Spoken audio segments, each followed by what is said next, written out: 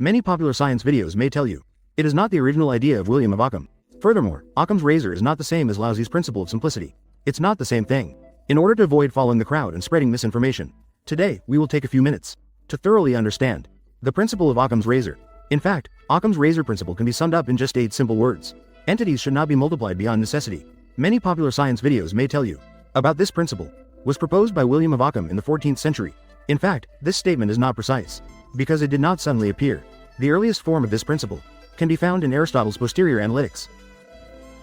Aristotle said, we may assume that, in cases of equal conditions, the statement with fewer assumptions or premises takes precedence.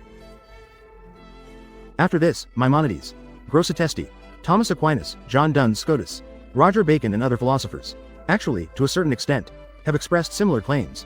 The concept of Occam's razor first appeared in a work written by William Hamilton in 1852. By this time, over 500 years had passed since William of Occam's death. Had already been over 500 years. Occam had used many different ways of stating.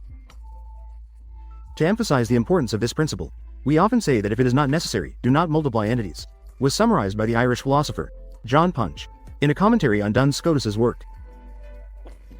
So we can see, this is actually a principle in logical reasoning, it emphasizes an intuitively effective way of reasoning. This is a set of principles in methodology and epistemology, rather than mere simplicity or simplification. Therefore, interpreting it crudely as simple equals correct. That is an erroneous interpretation, including many who easily associate it with Occam's razor. Confusing it with Laozi's concept of the great Tao is very simple, in the Tao Te Ching. Mixing them up. This is also a very typical mistake. Although both tend towards intuitive and effective principles, avoiding complex explanations, but Laozi emphasizes conformity to natural laws. Occam emphasizes principles of logical reasoning. Laozi focuses on holistic principles. This is a very broad claim. It can cover all aspects of life. However, Occam focuses on specific problem-solving methods.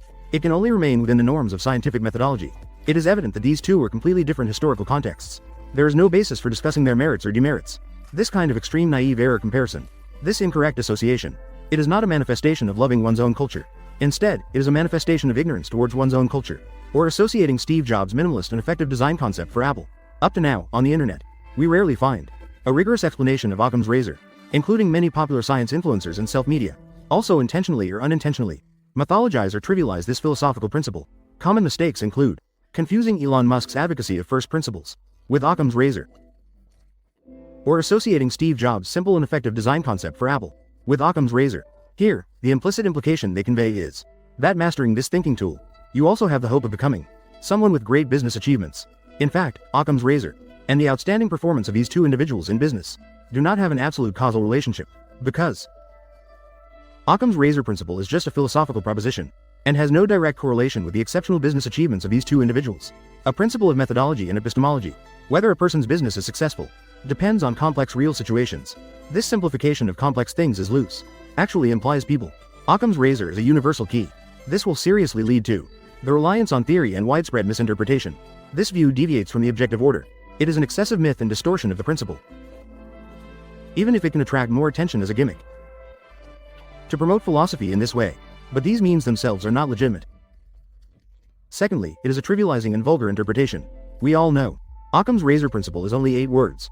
Entities should not be multiplied beyond necessity. Many people's focus is all on the 4 words, entities should not be multiplied. They believe Occam's razor is similar to a form of minimalism. Everything simple must be correct, completely ignoring the consideration of necessity.